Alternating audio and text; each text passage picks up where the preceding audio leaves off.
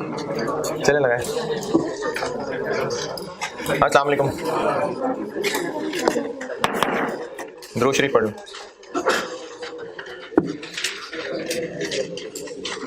Mid term में ये cash flow, EPS, मैंने कहा था।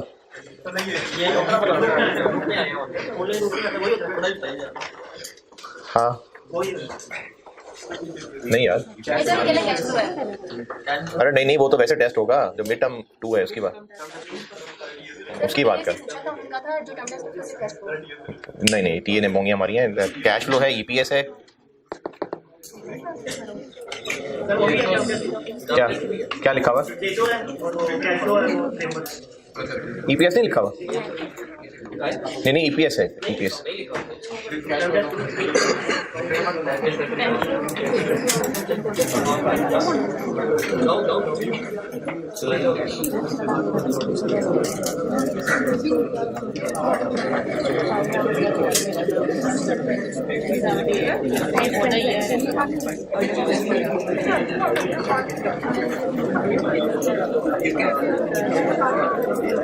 चले, मैंने मुटिया से पूछा है, मैं बताते हैं आपको। है यार, दुनिया में तो है ना, मैंने वैसे जहां है वहां नेटवर्क पहुंच जाता है। कैश फ्लो का एक सवाल था।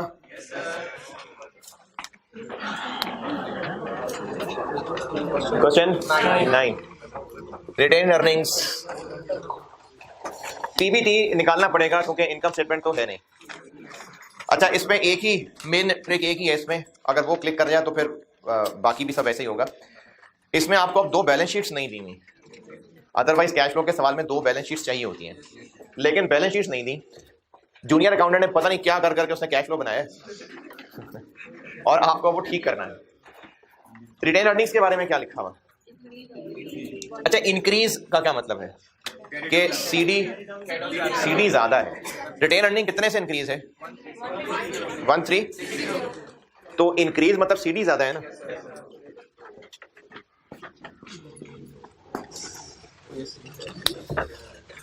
और जिसमें डिक्रीज है उसमें बीडी ज्यादा है, तो उसमें बीडी रख के सीडी 0 कर ले। इंक्रीज का मतलब है कि सीडी बीडी से ज्यादा है, तो बस बीडी 0 कर लें, इसको इतना कर लें। वैल्यू अज्यूम करनी है, वो भी ठीक है, कोई भी वैल्यू अज्यूम कर लें। और रिटेन अर्निंग में डिविडेंड पेड आएगा? नहीं, डिविडेंड डिक्लेयर्ड आएगा। डिविडेंड में क्या दिया हुआ है? इंक्रीज के डिक्रीज? इंक्रीज है, तो ये भी फिर 200 इधर और 0 इधर। और पेड यहां से निकलेगा डिक्लेयर्ड, ये आएगा यहां पर, यहां से निकलेगा पैट 22। अब इस पैट में टैक्स एक्सपेंस जो कि दिया हुआ है वो ऐड करेंगे तो पीबीटी बन जाएगा। ये इस तरह से पीबीटी निकलेगा।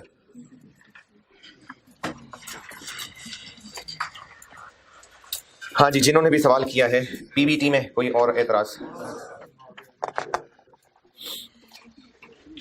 बाकी ऐड करने वाली चीज़ों में डेप्रिसिएशन है, डेप्रिसिएशन आपको 2 दी हुई है, दोनों को ऐड कर लें। पॉइंट नंबर 1 480 और ये 10, तो ये 1290 बन जाता है। फिर इसके अलावा ऐड करने वालों में लॉस एंड डिस्पोजल होता है, लेकिन ये प्रॉफिट है।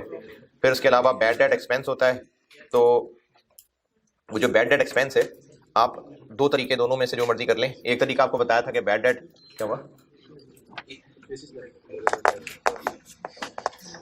एसी चलाया है, अच्छा तो बंद हुआ है, अच्छा ठीक।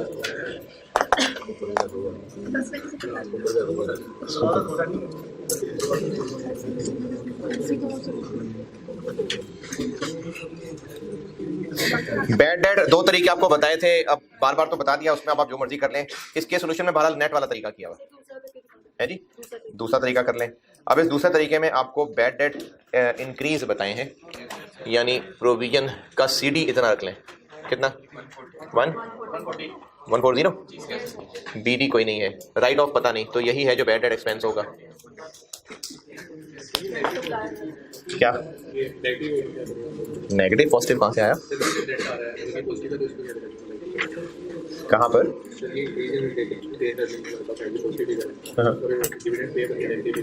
वो तो उसने जो बोंगियां मारनी थी मांगी है ना, हमारे लिए तो इंक्रीज और डिक्रीज का वर्ड देखना है। उसने उसको पॉजिटिव क्यों लिखा, नेगेटिव क्यों लिखा, वो उसका मसला है। प्लस माइनस हमें नहीं कुछ बता रहा। आप सवाल में जो प्लस माइनस लिखा उसकी बात कर रहे हैं। सवाल में प्लस करना है कि माइनस करना है, उसकी कैश फ्लो की सेंस ही कोई नहीं है ना। तो प्लस माइनस लिखना तो रेलेवेंट इशू ही नहीं है। हम सिर्फ इससे इतना ले रहे हैं कि इंक्रीज है या डिक्रीज है, प्लस माइनस नहीं ले रहा मैं। इंक्रीज का मतलब है कि सीडी ज्यादा है। तो अगर रिटेन अर्निंग्स सीडी बीडी से 1360 ज्यादा है तो आप चाहें खुद से फिगर अज्यूम कर लें, जैसे आप बीडी 1000 रख लें तो फिर ये 2360 आ जाएगा। या फिर अगर इंक्रीज है तो जितने से इंक्रीज है आप सीडी उतना रख के बीडी 0 कर लें। प्लस माइनस नहीं लिया मैंने इंक्रीज और डिक्रीज का वर्ड देखा है। ये बीडी 0 और सीडी को 1360 रखना अगर किसी को बुरा लग रहा है तो आप बीडी खुद से अज्यूम कर लें और उसके मुताबिक फिर इंक्रीज डिक्रीज करके सीडी बना लें, तो भी end result same balancing figures ही निकलेंगी। तो बैड डेट एक्सपेंस ही आ गया। अब ये बैड डेट एक्सपेंस पीबीटी के बाद ऐड हो जाएगा और डेटर्स की मूवमेंट फिर ग्रॉस निकालनी। अब वो ग्रॉस कैसे निकालनी है, वही बात। डेटर्स का भी अकाउंट अगर बना के दिखाऊं तो इंक्रीज इन डेटर्स का मतलब है, डेटर्स में इंक्रीज है डिक्रीज है, इंक्रीज है, तो इंक्रीज का मतलब है कि सीडी है। अब ये नेट हुआ है, तो नेट हुआ है तो 100 में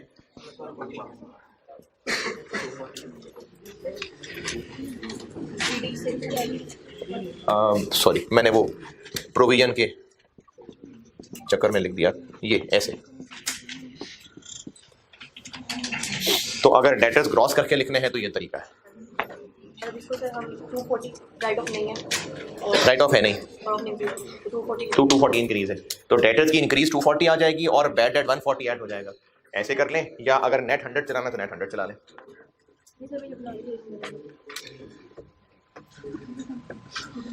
गेन ऑन डिस्पोजल सवाल में अवेलेबल है। डिक्रीज इन इन्वेंट्री ये भी अवेलेबल है। इंक्रीज इन डेटर्स हो गया। पेएबल समझ लें, फाइनेंसिंग में लिखा हुआ है increase in trade payables. Increase का मतलब है कि क्लोजिंग पेएबल है कितना इंक्रीज है 600। अच्छा अब ये आप ये ऐसे भी कर सकते हैं जो मैं करने लगा हूं, लेकिन मतलब इसको 600 इसको 0 रखें, लेकिन बेहतर है कि आप इसको ऐसे कर लें। उसकी भी वजह बताता हूं। ये मैंने 1000 ऐसे खुद ही कर लिया। इंक्रीज इन ट्रेड पेबल्स कितना दिया हुआ है 600 ना, तो अगर ओपनिंग 1000 है तो फिर ये 1600 होगा। ले अगर ये 7000 है तो 7600 होगा। इसमें एक मिलावट शामिल है, जो एक एसेट उधार पे खरीदा था 950 का, वो उस क्रेडिटर में शामिल है, तो उसमें से निकाल दें 950, इसमें से निकाल दें। अब जब आप इंक्रीज डिक्रीज देखेंगे तो वो इंक्रीज की बजाय डिक्रीज बन गई हुई है, यानी असल में क्रेडिटर्स में डिक्रीज है। जो उसने इंक्रीज दिखाई हुई थी उसमें एक मिलावट थी 950 की, जब आप वो मिलावट निकालेंगे तो वो इंक्रीज की बजाय डिक्रीज बन जाएंगे, तो ये क्रेडिटर्स में डिक्रीज है। हाँ जी, डिक्रीज नहीं समझ बात।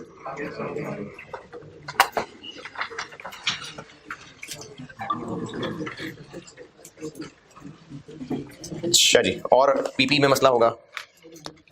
2 एसेट्स हैं, क्या क्या है, एक प्लांट है और एक लैंड बिल्डिंग है। इक्विपमेंट भी है, प्लांट नहीं है। इनके बारे में क्या क्या पता है। अब बिल्डिंग चलें, बिल्डिंग में क्या है इंक्रीज, तो ये भी ऐसा ही है कि आप इसको 0 कर लें बेशक। और इधर कितना बिल्डिंग की डेप्शन कितनी 480। डिस्पोजल है, परचेज है,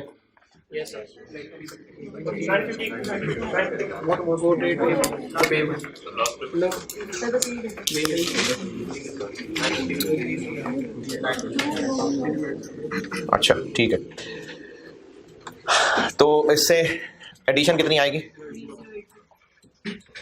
3080। अब इस 3080 में से 950 पे नहीं किया हुआ, पे कितना किया है, ये परचेज ऑफ बिल्डिंग 950 पे नहीं किया ना। एडिशन 3080 तो आ गया, लेकिन इसमें से 950 पे ही नहीं किया, हम तो कैश फ्लो बना रहे हैं, तो वो माइनस कर दें तो बाकी है जो पे किया हुआ। इसी तरह इक्विपमेंट में इंक्रीज है डिक्रीज है, तो ये भी ऐसे ही बीडी 1550, डेप्रिसिएशन 810, और डिस्पोजल है 310 और कुछ बस, तो एडिशन आ जाएगी 267।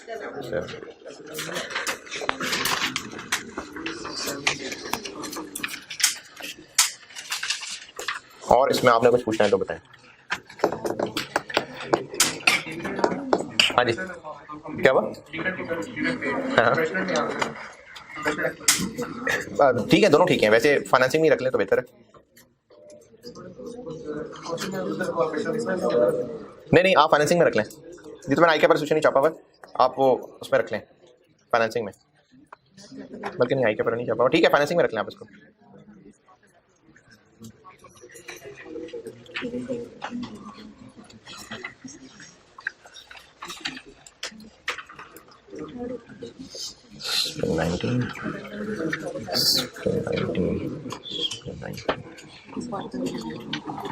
नहीं फाइनेंसिंग में, ठीक है फाइनेंसिंग में रखें आप इसको।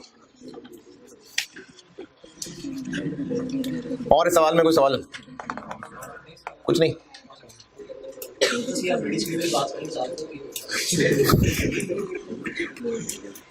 तो फिर वो होमवर्क तो देना था ना फिर।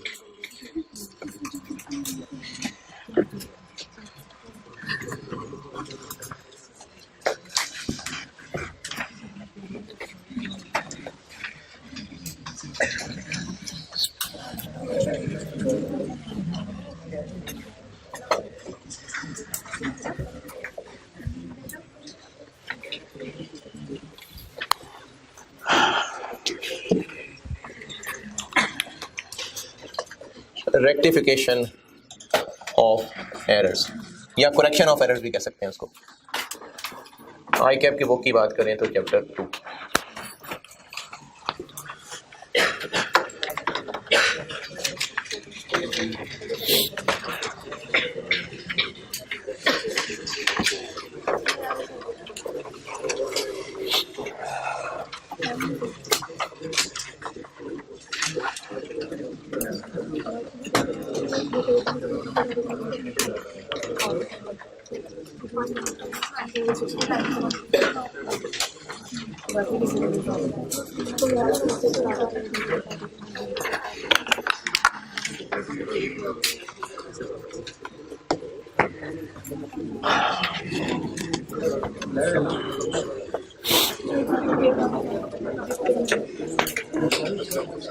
अच्छा, अब ये FL1 के सिलेबस में नहीं होना चाहिए था, क्योंकि इसके सवालों की प्रैक्टिस में वो बुक्स, सेल्स डे बुक और ये चीज़ें काफ़ी सारी हैं, तो अब उसमें अंदाज़ा नहीं है कि क्या वो इसी तरह की चीज़ें फिर टेस्ट करेगा, पता नहीं, ये तो एक दो अटेम्प्ट्स बाद ही पता चलेगा। तो इसलिए अब हम नहीं तो इसलिए मैं हाँ ये बुक्स भी थोड़ी सी रिवाइज करवा रहा हूँ। अकाउंटिंग सिस्टम का एक दोबारा से ओवरव्यू देखते हैं। बुक्स ऑफ प्राइम एंट्री नहीं,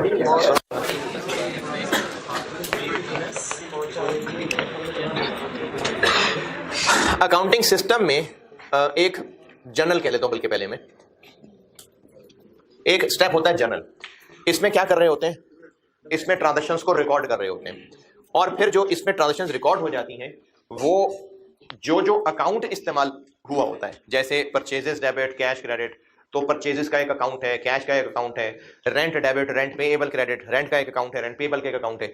तो जो अकाउंट्स डेबिट क्रेडिट यहां इस्तेमाल हुए होते हैं उन सब अकाउंट्स के अपने अपने टी अकाउंट्स बने होते हैं।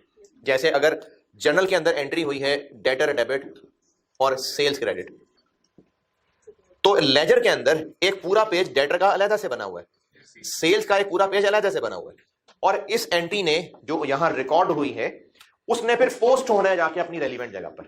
जैसे कोई सामान जब कहीं पर, जैसे कॉलेज है इन्होंने बहुत सारे डिपार्टमेंट्स के लिए कोई सामान खरीदा हो, तो ट्रक सारा सामान उतारेगा और जो मेन गेट है वहां पर उतार देगा।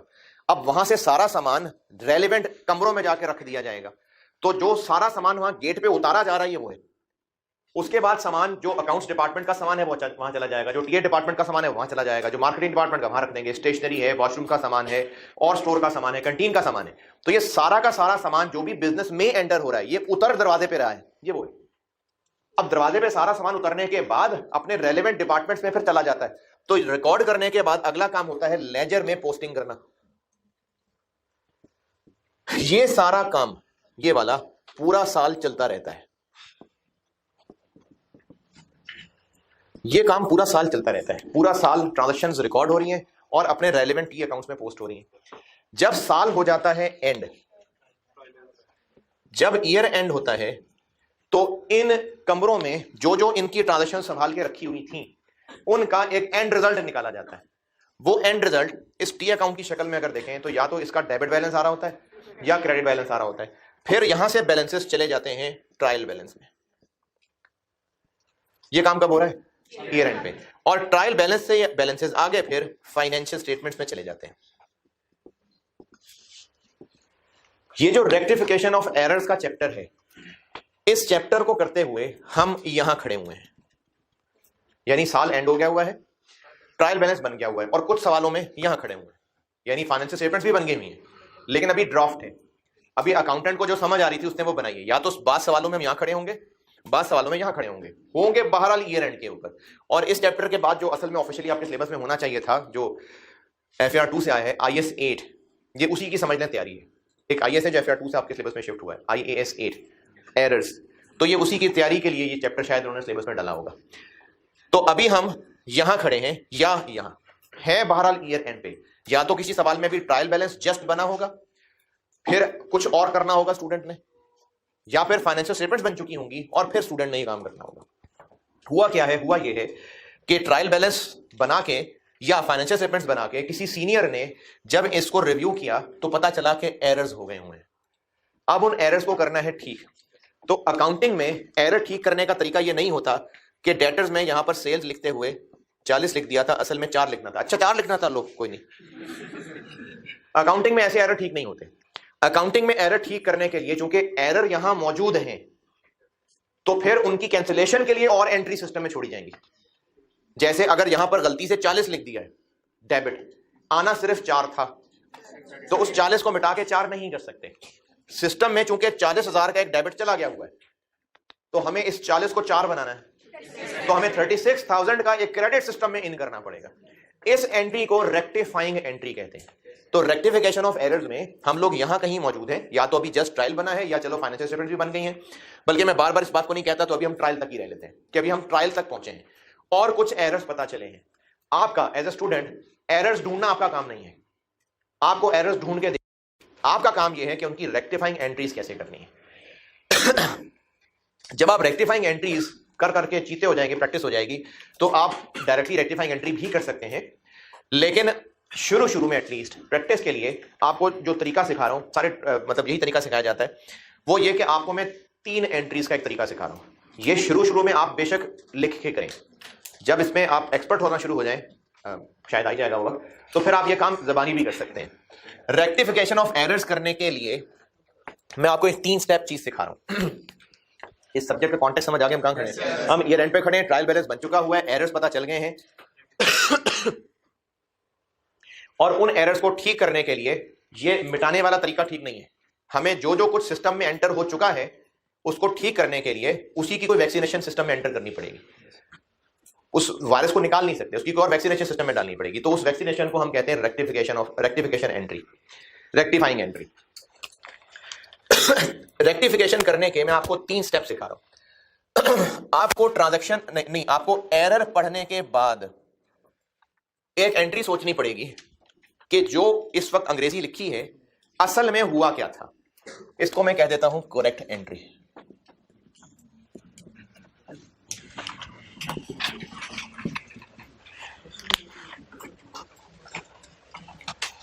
और एक एंट्री, मुझे पहले पूरा लिखने देना कि मैं लिख क्या रहा हूं, और एक एंट्री आपको सोचनी पड़ेगी। अच्छा ये ना कोई बहुत मुश्किल काम नहीं है जबानी करना, शुरू में आप बेशक लिख के कर लें, लेकिन जबानी रेक्टिफाइंग एंट्री करना कोई बहुत अनोखा काम नहीं है। लेकिन ठीक है, सिखाने के एतबार से मैं आपको 3 स्टेप सिखा रहा हूं। एक, आपने एरर पढ़ के सोचनी है रॉन्ग एंट्री।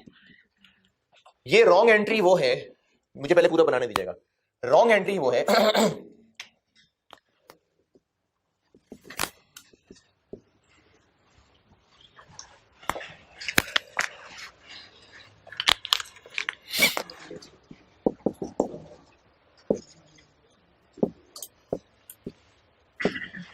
जो बुक्स में हो चुकी हुई है।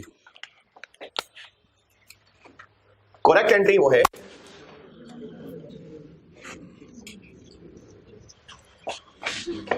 नहीं समझा मैंने क्या किया है? समझ आया क्या किया मैंने?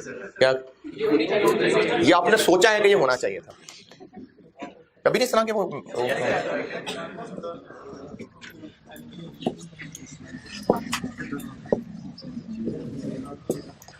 तो रॉन्ग एंट्री वो है जो सिस्टम में रिकॉर्ड हो चुकी है, बुक्स में ये हो चुका हुआ है। ये आप वैसे ही सोच रहे हैं कि ये होना चाहिए था। जब आप ये दोनों एंट्रीज अपने पास रफ वर्किंग में लिख लेंगे, दिमाग में भी सोच सकते हैं, अगर रफ में नहीं लिखना दिमाग में भी सोच सकते हैं। एक बार ये दोनों एंट्रीज आपके सामने आ गई, चाहे लिख के चाहे सोच के, अब सिस्टम में ये ऑलरेडी हो चुका है। हमें कुछ ऐसा और करना है कि ये दोनों मिलके ये शक्ल बन जाए। रेक्टिफाइंग एंट्री ये नहीं है, हमने रेक्टिफाइंग एंट्री करनी है। रेक्टिफाइंग एंट्री बनाने के लिए आपको दो एंट्री सोचनी पड़ेंगी।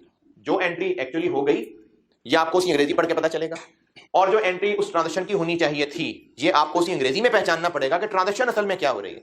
इन दोनों एंट्रीज को सोचने के बाद अब इनको मिला के आपको एक ऐसी एंट्री बनानी पड़ेगी कि जो इसको उसमें बदल दे। ये होती है रेक्टिफाइंग एंट्री।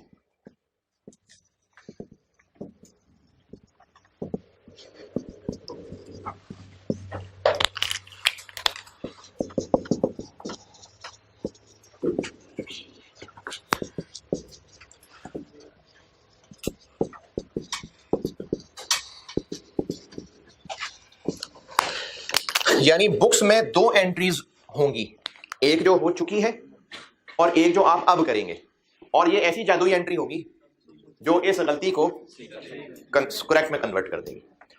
आपसे पेपर में जो टेस्ट होगा रेक्टिफाइंग एंट्री, जो आपको नंबर मिलेंगे वो इस एंट्री के करने के नंबर मिलेंगे। अगर आपने रफ वर्किंग में ये काम कर भी लिया हुआ है कोई नंबर नहीं है, रेक्टिफाइंग एंट्री करेंगे तो नंबर मिलेंगे, क्योंकि इसी महारत के तो नंबर है कि आप इस गलती को कैसे उसमें कन्वर्ट करते हैं। तो आपको क्वेश्चन में ये और ये रफ वर्किंग में करना है, चाहे ज़बानी कर लें कोई मसला नहीं, और असल सोल्यूशन ये है। ओके, अब मर्जी है जो नोट करना है करने, नहीं करना कोई बात नहीं।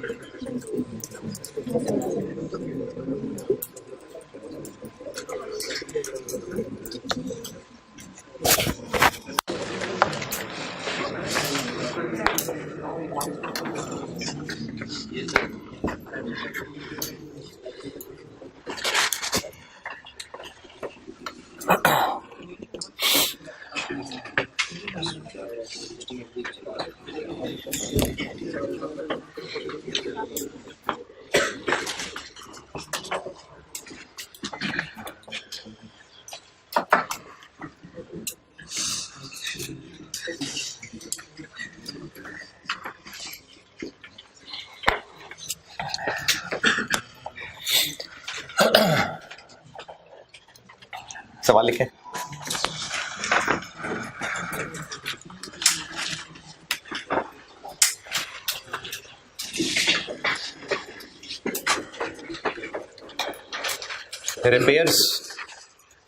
रिपेयर्स टू फर्नीचर, बिल्कुल अभी मैं बिल्कुल सिंपल सी एरर दिखा रहा हूं ताकि एक बार आपको ये जो आप बात बताई है ये करके दिखा सकूंगा ये क्या करना है। उसके बाद फिर मैं आपको बुक्स रिवाइज कराता हूँ, सेल्स डे बुक वगैरह, और फिर इसको खोल के शुरू करते हैं। तो ऐसी 2-4 एरर की छोटी छोटी मिसालें। नंबर 1 एरर है, एरर्स बता रहा हूँ। Number 1, repairs to furniture for 5,000 रुपए। रिपेयर्स टू फर्नीचर फॉर 5,000 रुपए was debited to furniture account। अच्छा, एरर्स वाले चैप्टर में ना मैं आपको काफी सारे साथ साथ कुछ टिप्स नोट्स ये भी बताता रहूंगा, और आप चाहें तो ये एक जगह लिखते रहिएगा, चाहे जहां जहां बताऊं वहां वहां आप लिखते रहें और उसको हाईलाइट करते रहिएगा, वो आपकी मर्जी है। Next error,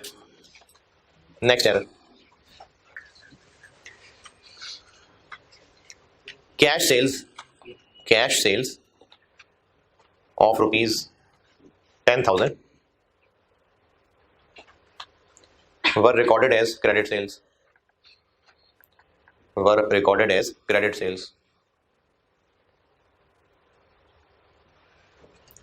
Next,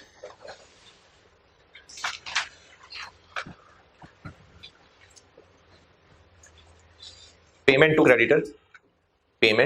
creditor of 12,000 was recorded as cash purchase.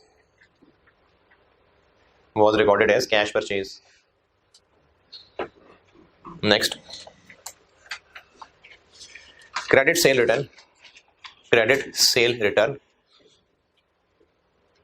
was omitted from books.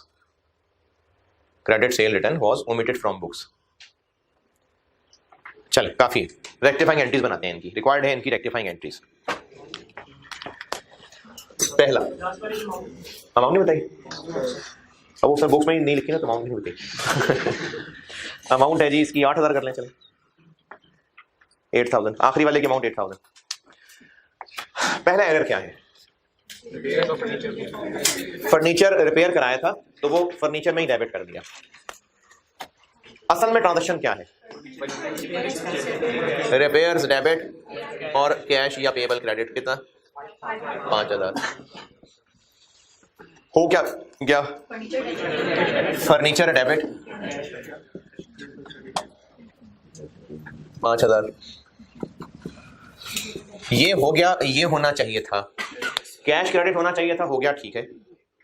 Repair debit होनी चाहिए थी, नहीं हुई, अब कर दें।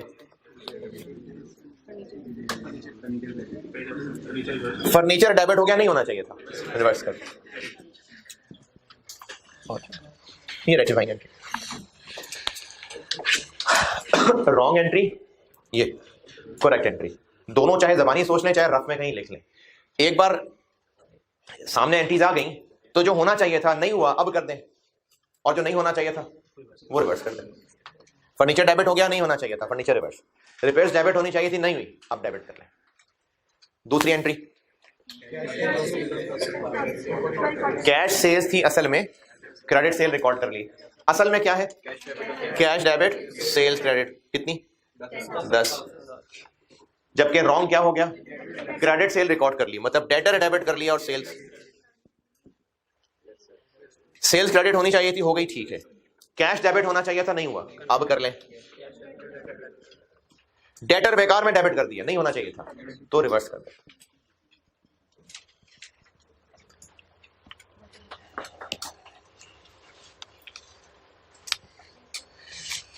लेकिन ये जो आप एंट्रीज, अगर आप ये भी कहना कि हाँ ये भी लिख लेता हूं, तो आप फर्क जरूर करना पेपर मार्कर को, मेरी रेक्टिफाइंग एंट्री कौन सी है।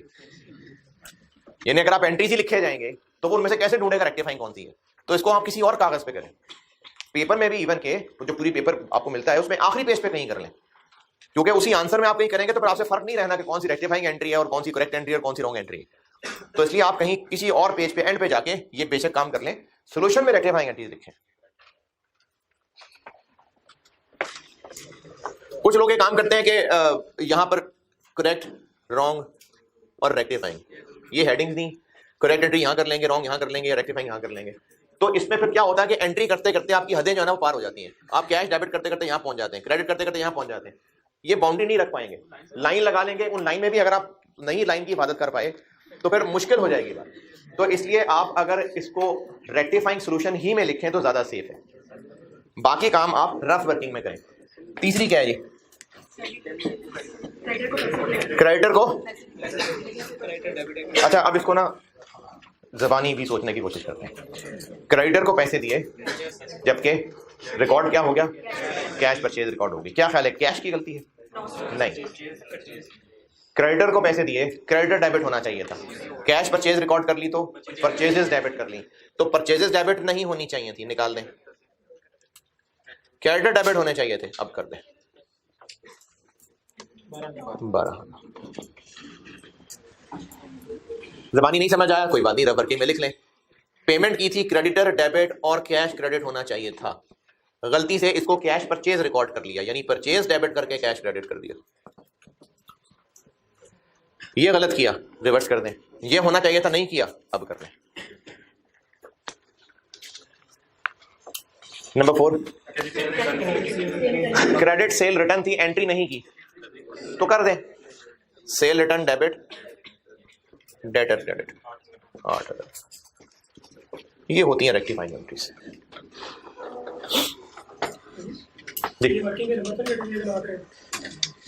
नहीं बिल्कुल कोई नंबर नहीं, आप रेक्टिफाइंग एंट्री करें, अगले की नकल करके जाना चाहें, आपने जो लिखा होगा उसके नंबर मिलेंगे।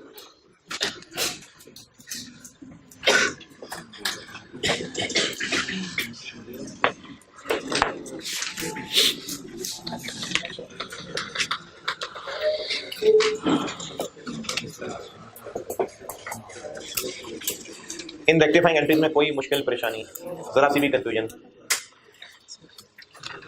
ठीक,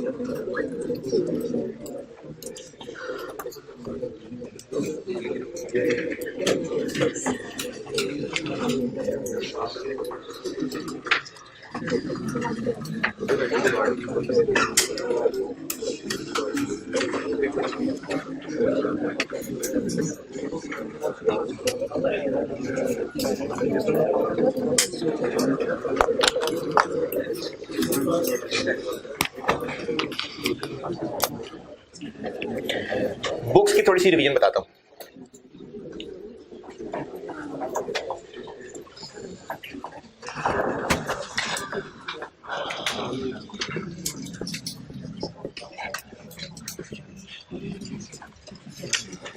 जर्नल में ट्रांजैक्शंस होती हैं रिकॉर्ड।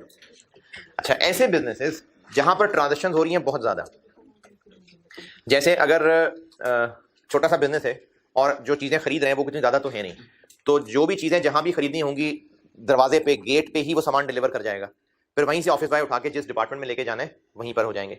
ये आप अगर कभी किसी हॉस्पिटल में जाने हुआ हो तो अगर कोई छोटा मोटा हॉस्पिटल क्लिनिक है तो उसकी एक ही रिसेप्शन है, उसी रिसेप्शन पे जो भी जाएगा वहीं एंट्री होगी, वहीं से वो रसीद बनाएगा और वहीं से रसीद बना के कहेगा फलाने डॉक्टर को दिखाना है, फलाने कमरे में चले जाएं। लेकिन जो बहुत बड़े हॉस्पिटल्स होते हैं तो उनमें रिसेप्शन भी एक नहीं है, उनमें अलग अलग फंक्शंस, अलग अलग डिसिप्लिन के अलग अलग रिसेप्शन हैं, इवन के गेट्स अलग हैं, गेट्स भी अलग हैं। तो अगर बहुत बड़ी ट्रांजैक्शन, बहुत बड़ी ऑर्गेनाइजेशन होगी और ट्रांजैक्शंस बहुत ज्यादा होंगी, दिन की 100 हजार ट्रांजैक्शन सिर्फ सेल की हो रही होंगी, तो अगर एक जर्नल ही बना लिया गया तो उसमें इतनी सारी ट्रांजैक्शंस रिकॉर्ड होंगी तो वहां से फिर लेजर में पोस्ट करना उतना ही मुश्किल काम हो जाएगा। इसलिए जर्नल को कर लिया जाता है डिवाइड, उसको बांट लिया जाता है कुछ बुक्स के अंदर, जिनमें से एक सेल्स जर्नल होता है, इसको सेल्स डे बुक भी कहते हैं, सेल रिटर्न जर्नल है, परचेज जर्नल है, परचेज रिटर्न जर्नल है और कैश बुक है। पेटी कैश भी रहता हो सकता है लेकिन कैश काफी है। और फिर जनरल जर्नल जर्नल के जनरल जनरल जर्नल। इनमें क्या रिकॉर्ड होता है? सिर्फ क्रेडिट ट्रांजैक्शंस। इसमें रिकॉर्ड होती हैं सिर्फ क्रेडिट सेल्स। इसमें रिकॉर्ड होती हैं क्रेडिट सेल रिटर्न्स। इसमें रिकॉर्ड होती हैं क्रेडिट परचेजेस। इसमें रिकॉर्ड होती हैं क्रेडिट परचेज रिटर्न्स। अच्छा, रिटर्न इनवर्ड्स, रिटर्न आउटवर्ड्स, ये क्या बोला है? रिटर्न आउटवर्ड्स, ये क्या है? परचेज रिटर्न है कि cell return? Cell return. Return outward का मतलब है रिटर्न हम कर रहे हैं आउट, तो परचेज करके लाए थे तो आउट रिटर्न कर रहे हैं। और रिटर्न इनवर्ड का मतलब है कि वापस रिटर्न आ रही है, तो सेल की थी तो वापस आ रही है। इन बुक्स में ये सिर्फ क्रेडिट वाली ट्रांजैक्शन रिकॉर्ड हो रही है और कैश बुक के अंदर सारी की सारी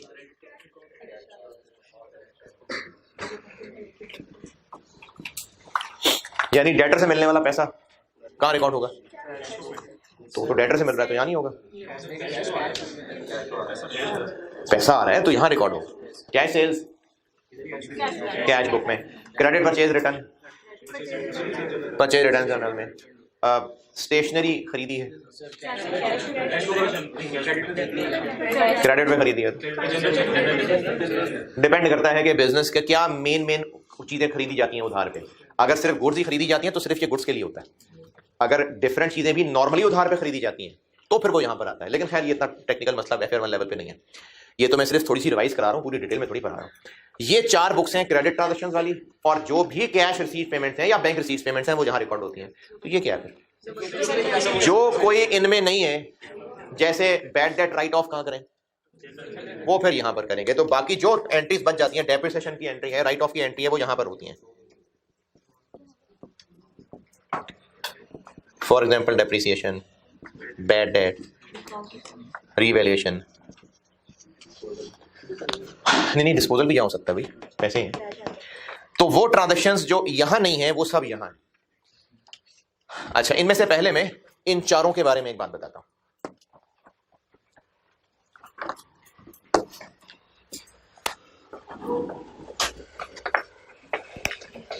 इनसे रिलेटेड कोई एतराज, परेशानी, कंफ्यूजन, कोई बचपन का सवाल?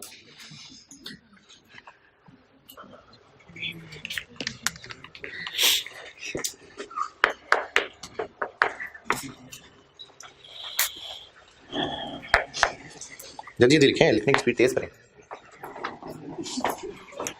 हाँ जी, लिखना है, अगर काम का लगता है तो लिख लें, अगर नहीं तो रहने दें चाहे।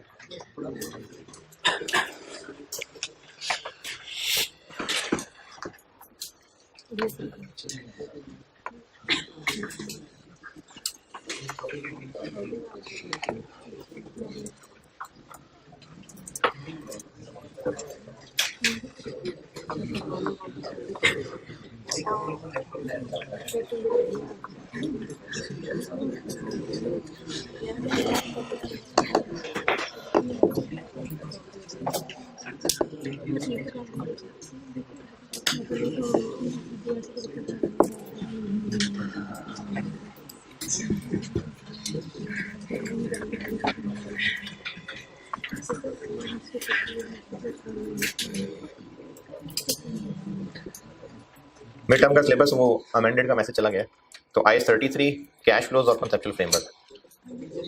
रेशियोज नहीं है जी, तो सारे ही कर लेते हैं, मैं तो इसलिए चले हैं। रेशियोज भी हैं रेशियोज भी।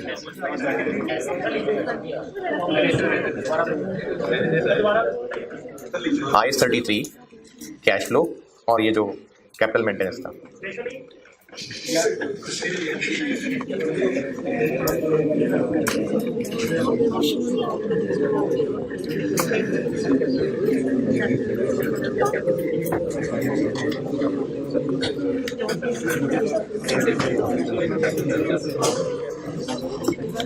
जल्दी भाई, नोटेड। कंट्रोल अकाउंट पढ़े थे? नहीं,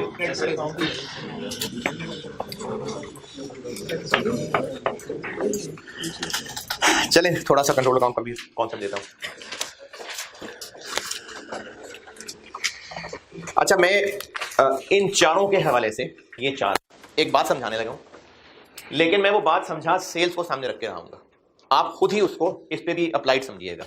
जैसे मैं सेल्स, सेल रिटर्न्स और डेटर्स की बात कर रहा हूँ, तो जो उसकी बात समझाई होगी वही बात अंडरस्टूड है कि purchase journal, purchase return journal और क्रेडिटर्स के बारे में हुई होगी। यदि मैं आपको समझा डेटर रहा हूं, लेकिन वही बातें एज इट इज आपने इस पे खुद ही अप्लाई कर लेनी है। एक बार चीजें समझ लीजिएगा, फिर आप उसके नीचे नोट लिख लीजिएगा कि सेम बात क्रेडिटर पे भी अप्लाई हो रही है। ये कॉन्सेप्ट बड़ा जरूरी है इसके सवालों के लिए, ध्यान से समझिएगा।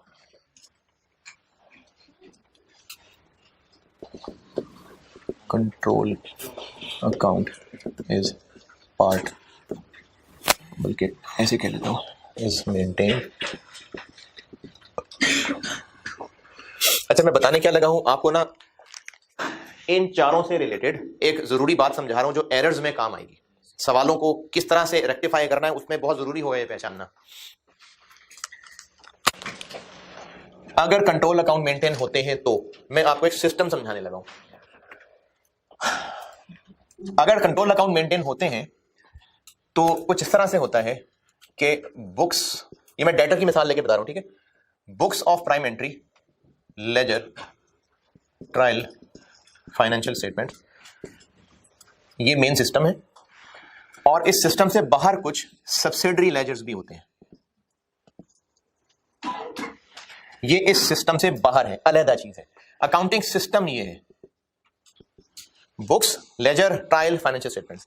सब्सिडरी लेजर कुछ सिस्टम से बाहर की चीज है। मतलब इस बात का ये है कि बुक्स में एक होगी सेल्स डे बुक या सेल्स जर्नल।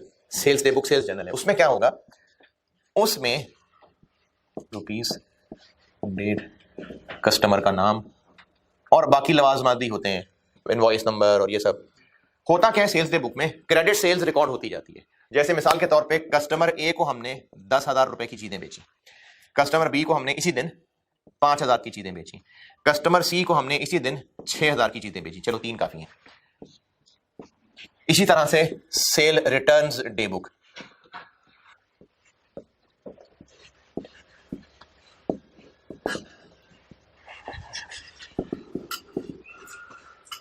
इसी दिन कस्टमर बी से 1,000 रुपए की चीजें वापस आई, कस्टमर सी से 1,500 रुपए की चीजें वापस आई। चलो काफी है। बुक्स यानी पहला स्टेप, ये मुख्तलिफ जर्नल बने हुए हैं, ये और इसी तरह से कैश बुक भी बनी होगी। मैं अभी सिर्फ सेल्स और सेल्स डे बुक बनाता हूं। फिर जो लेजर वाला स्टेप होगा, ये बुक्स में ये हो गया।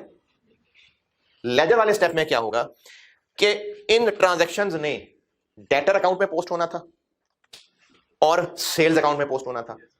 इन ट्रांजैक्शंस ने डेटर अकाउंट में पोस्ट होना था और सेल रिटर्न में पोस्ट होना था। बेशक ये कस्टमर्स अलग अलग हैं, लेकिन हम अपने लेजर के अंदर इधर डेटर्स का बस एक ही अकाउंट बना रहे होंगे।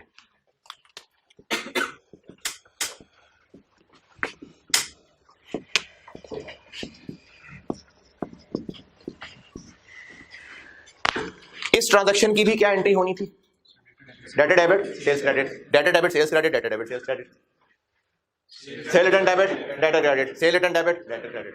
क्योंकि इन ट्रांजैक्शंस की सेम एंट्री होनी थी, तो डे बुक्स या जर्नल्स का फायदा ही यही है कि बार बार डेबिट करने की बजाय, बार बार टी अकाउंट में पोस्ट करने की बजाय एक दिन की ट्रांजैक्शन, एक पेज की ट्रांजैक्शन, दिन ज्यादा नॉर्मल है, सारी ट्रांजैक्शंस यहां रिकॉर्ड कर लें। और देखें, मैंने कहीं डेबिट क्रेडिट भी नहीं किया है, ये जर्नल, लेकिन डेबिट क्रेडिट की शक्ल तो कहीं लिखी नहीं, क्योंकि अंडरस्टूड है कि इसमें कौन सी ट्रांजैक्शन रिकॉर्ड हो रही है, क्रेडिट सेल। अंडरस्टूड है कि उसकी एंट्री क्या होती है, डेटर डेबिट सेल्स क्रेडिट, तो उसको डेबिट क्रेडिट की शक्ल में भी नहीं लिखा जाता, जस्ट एक लिस्ट है। इसी तरह अंडरस्टूड है कि इसकी क्या एंट्री होनी थी, सेल रिटर्न डेबिट और डेटर क्रेडिट, तो जरूरत ही नहीं डेबिट क्रेडिट की शक्ल में लिखने की।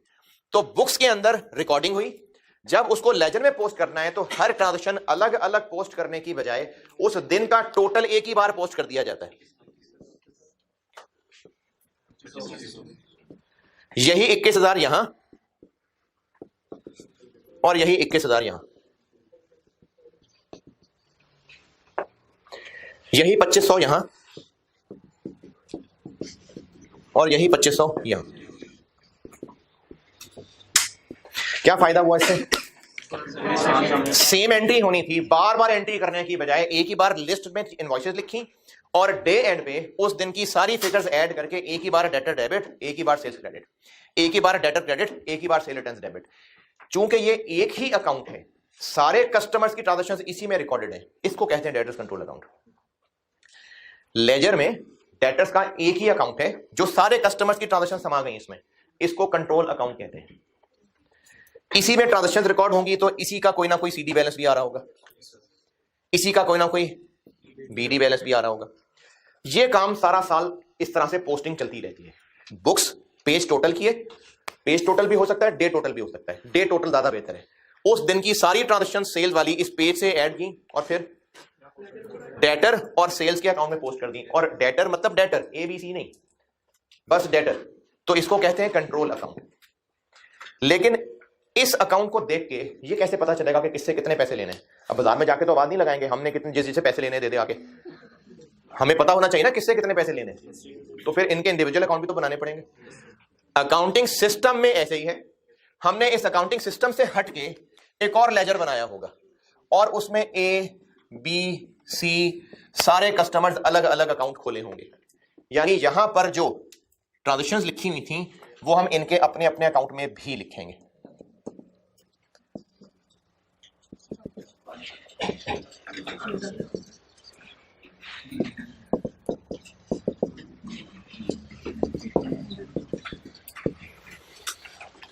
तो डबल एंट्री सिस्टम ये चल रहा है, इसी का सीडी ट्रायल में जाएगा। इनके सीडी ट्रायल में जाएंगे नहीं, ये डबल एंट्री सिस्टम का हिस्सा ही नहीं है। ये 21,000 यहां डेबिट हुआ, यहां क्रेडिट हुआ, ये 10,000 यहां डेबिट हुआ, तो क्रेडिट किधर गया? कहीं भी नहीं गया, क्योंकि ये डबल एंट्री सिस्टम है ही नहीं। देखें, डबल एंट्री सिस्टम ये है, हमारी डबल एंट्री सिस्टम मतलब हर डेबिट के लिए क्रेडिट, वो ये है। बुक्स में रिकॉर्डिंग हो रही और अब इस रिकॉर्डिंग करने के लिए डेबिट क्रेडिट की शक्ल की बजाय इस तरह की शक्ल क्यों बन गई? क्योंकि हमने इस बुक में ट्रांजैक्शन ही यही एक ही रिकॉर्ड करनी है, तो बार बार डेबिट क्रेडिट करके क्या करना था? इस बुक में ट्रांजैक्शन ही एक रिकॉर्ड करनी है, इस बुक में ट्रांजैक्शन ही एक रिकॉर्ड करनी है, इस बुक में ट्रांजैक्शन ही एक रिकॉर्ड करनी है। इसकी शक्ल प्रॉपर वो डेबिट क्रेडिट वाली होती है। क्यों? क्योंकि यहां पर हमने डेबिट क्रेडिट खुद सोच के करना होगा कि कौन सा डेबिट कौन सा क्रेडिट करना है। तो ये जो sales day book, sale return day book है, चूंकि ये है ही एक खास ट्रांजैक्शन के लिए, तो इनकी शक्लें इस तरह की हैं। ये हो गई बुक्स, और जब इनसे पोस्टिंग होने लगती है तो डे टोटल डेटर और सेल्स में पोस्ट हो जाता है। क्योंकि हमारे डबल एंट्री अकाउंटिंग सिस्टम में डेटर का ये एक ही अकाउंट बना हुआ है, ABCD के नहीं बने हुए, इसको डेटर्स कंट्रोल अकाउंट कहते हैं। इसी का जो CD आएगा वो ट्रायल में जाएगा, तो डबल एंट्री काम तो पूरा हो गया, ट्रायल बनेगा, फाइनेंशियल स्टेटमेंट्स बनेंगी, लेकिन हमारा लेना देना कैसे पता चलेगा? तो इसलिए इस डबल एंट्री सिस्टम से बाहर एक सब्सिडरी लेजर भी रजिस्टर होता है, जिसमें इन सब के अपने अपने टी अकाउंट्स भी हैं।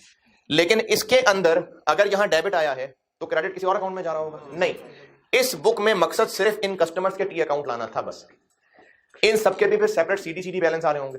न्यूमेरिकली स्पीकिंग उन सब का टोटल किया जाए तो वो इसके CD के बराबर होगा, इसलिए इसको कंट्रोल अकाउंट कहते हैं कि ये एक ही अकाउंट है जो इन सब की इंफॉर्मेशन कंट्रोल करके एक ही आंसर बता देता है। तो डबल एंट्री सिस्टम में कंट्रोल अकाउंट बनता है।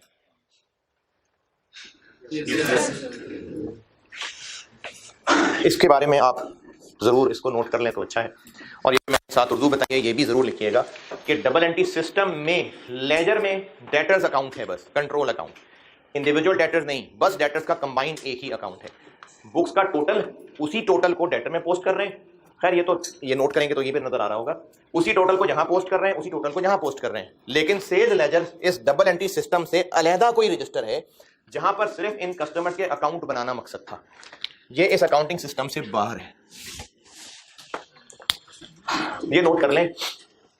फिर मैं आपको बताता हूं control account is not maintained. फिर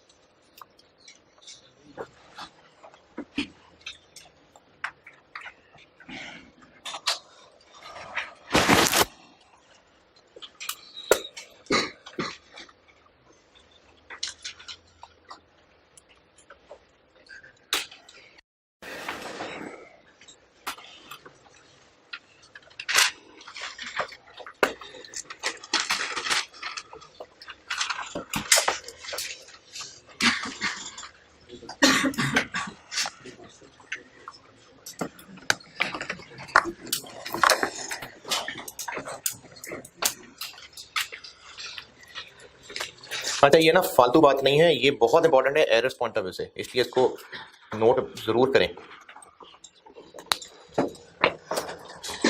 क्योंकि सवालों में हमें फर्क करना पड़ेगा कि कंट्रोल अकाउंट बनते हैं या नहीं बनते हैं। आल्दो के मेजॉरिटी क्वेश्चन में नहीं बन रहे होते, मेजॉरिटी में नहीं बन रहे होते, लेकिन फिर भी आपको फर्क करना पड़ेगा। ये पहचानेंगे कैसे कि कंट्रोल अकाउंट बनते हैं कि नहीं बनते, ये भी बताऊंगा, लेकिन ये बहुत जरूरी होता है जानना कि कंट्रोल अकाउंट बनते हैं या नहीं बनते हैं। ज्यादातर सवालों में ऐसे ही है कि नहीं बन रहे होते, बल्कि ऑलमोस्ट सारे सवालों में ही ऐसा ही है।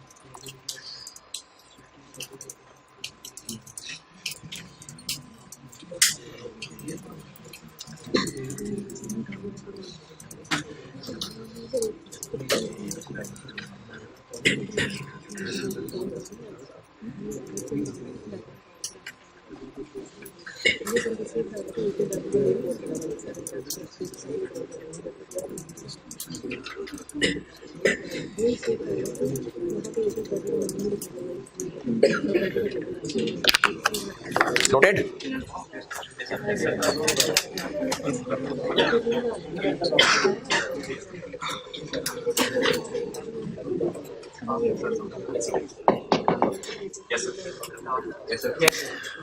अगर कंट्रोल अकाउंट नहीं बनता तो फिर क्या होता होगा?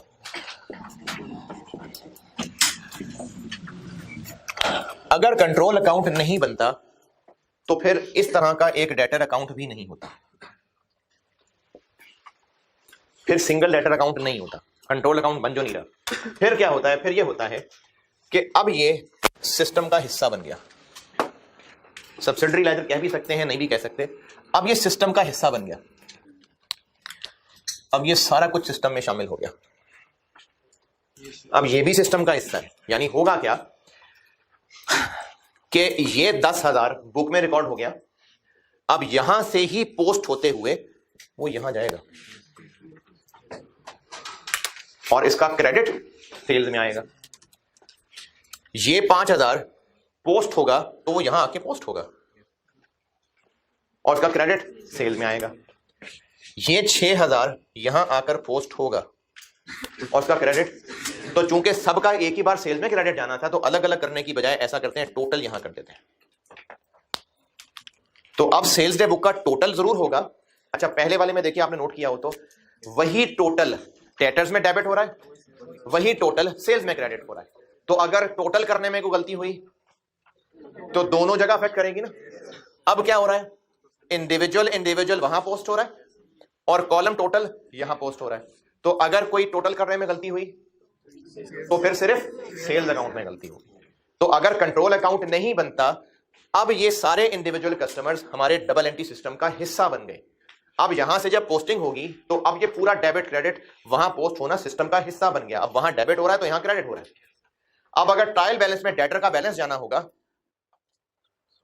तो इन सब के अपने अपने सीडी बैलेंस जाएंगे। हाँ, ये हो सकता है कि इतने सारे नाम ट्रायल में लिखने की बजाय एक सादे कागज पेन को सम करें और उनका टोटल ट्रायल में लिख दें, ये हो सकता है फॉर प्रैक्टिकल रीजन। लेकिन अब ये individual customers account double entry system का हिस्सा है। अगर इनमें कोई गलती हुई होगी तो वो हमारे सिस्टम की गलती होगी। इससे पहले अगर कोई गलती होती तो उस गलती का इफेक्ट सिस्टम पे ना आया होता। लेकिन अब जब इनमें कोई गलती होगी तो हमारे सिस्टम ही में मौजूद गलती होगी। तो अगर कंट्रोल अकाउंट बनते हैं तो इस सिस्टम का हिस्सा सिर्फ डेटर्स कंट्रोल अकाउंट है और ये इंडिविजुअल टी अकाउंट्स सिस्टम से बाहर हैं। जो यहां से पोस्टिंग होगी वो डेटर कंट्रोल अकाउंट में और सेल्स में। लेकिन अगर कंट्रोल अकाउंट नहीं बनते तो फिर ये सारे individual customers double entry system का हिस्सा हैं। जैसे बुक्स में बाकी टी अकाउंट में डेबिट क्रेडिट पोस्ट होगा तो वो इनमें भी फिर आके डेबिट क्रेडिट पोस्ट होगा। बस आसानी के लिए क्या करते हैं कि इन सब को एक एक करके डेबिट तो कर लिया, सबको बार बार एक एक करके सेल्स में क्रेडिट करने की बजाय इकट्ठे ही सेल्स में क्रेडिट कर दिया। हाँ जी, दोनों में फर्क ये बेटा जरूरी है, ये फर्क बहुत ज्यादा। आप ये फर्क क्लियर कर पाए कि कंट्रोल अकाउंट बन रहे हैं तो क्या है, कंट्रोल अकाउंट नहीं बन रहे तो क्या है। कंट्रोल अकाउंट अगर नहीं बनते तो फिर इंडिविजुअल कस्टमर्स हमारे डबल एंट्री सिस्टम में लेजर का हिस्सा है। अब अगर इसको नोट करें,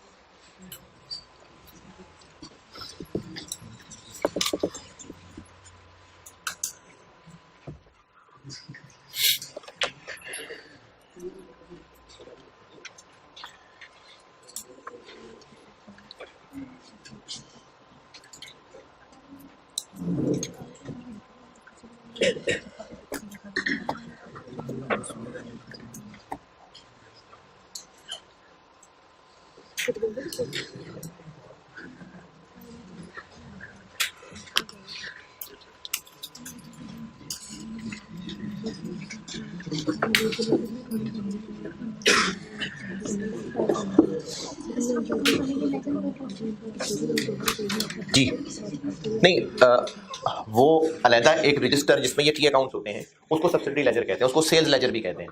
तो ये अब भी सेल्स लेजर ही हो सकता है, लेकिन अब वो डबल एंट्री सिस्टम का हिस्सा हो जाएगा। यानी एक अलहदा रजिस्टर है जिसमें इन कस्टमर्स के खाते हैं, यानी एक सेपरेट रजिस्टर होगा, उसको सब्सिडरी लेजर की बजाय सेल्स लेजर का वर्ड यूज हो रहा होगा, सेल्स लेजर।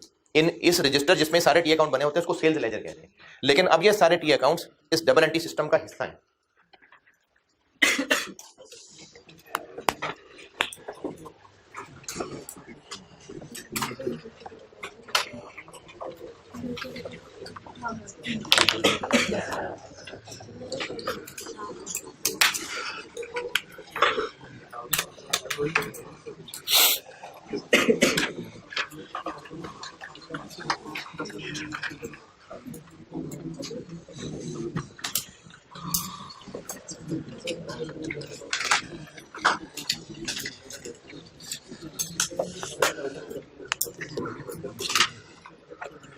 नोटेड। तो इसी तरह से जो बात मैंने डेटर्स के बारे में बताई है वही अगर क्रेडिटर्स पे लगा लें तो वो इन दोनों की बात बन जाए। अच्छा, कैश बुक के बारे में अगर आपको ये बात पता है तो ठीक है, अगर नहीं पता तो लिख लेना बेशक। ये जो 4 बुक्स हैं ये तो बुक्स हैं, इनसे आगे लेजर में पोस्टिंग होनी है। डेबिट भी जाना है, क्रेडिट भी जाना है। लेकिन ये जो कैश बुक होती है ये बुक भी होती है, यानी इसमें रिकॉर्डिंग हो रही है, और इसकी शक्ल ऐसी होती है कि यही कैश बैंक का लेजर भी होता है।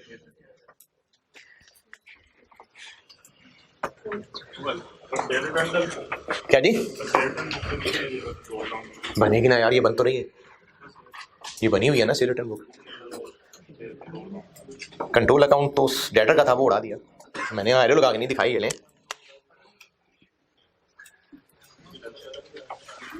ये सेल रिटर्न का अकाउंट है ना, सेल्स का अकाउंट, सेल रिटर्न का अकाउंट, ये तो एक ही है।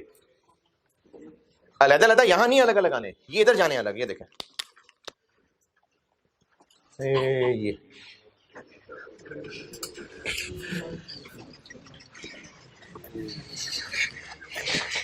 इसमें टोटल आएगा सेल्स, सेल रिटर्न्स, ये तो एक ही है। डेटर कंट्रोल अकाउंट की जगह पर इंडिविजुअल अकाउंट्स आ गए। सेल और सेल रिटर्न का कंट्रोल अकाउंट नहीं है, ये तो सेल और सेल रिटर्न तो एक ही चीज है। वो डेटर था जिसका तोड़ के अलग अलग डेटर बन गए। कैश बुक के बारे में मैंने ये बात की है कि cash book 2 column 3 column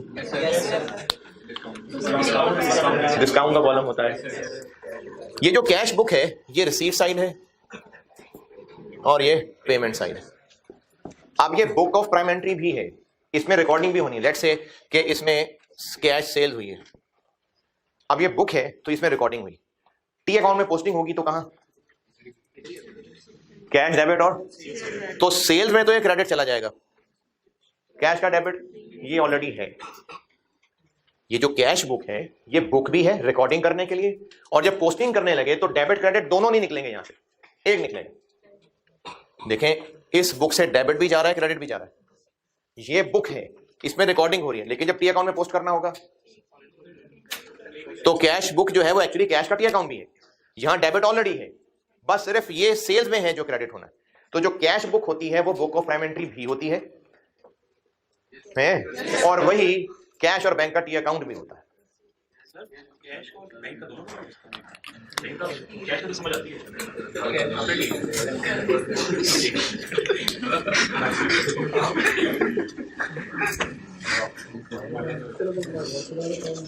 control account बनते हैं, कंट्रोल अकाउंट नहीं बनते हैं। ओके चलें, अब एरर्स को ठीक करना और ट्रायल टैली है नहीं है, सस्पेंस अकाउंट वगैरह, वो इंशाल्लाह अगली क्लास से शुरू करते हैं। और शाम को फिर 4:45 ही देख लें, कैमरामैन जल्दी आ गया तो ठीक है, 4:45 शुरू, तो शाम को 4:45 बजे दोबारा मिलते हैं। और ये चूंकि एक्स्ट्रा है तो फिर यूट्यूब पे डाल दूंगा। 4:45 बजे ही बताया मैंने, और ठीक है जी, अल्लाह हाफ़िज़।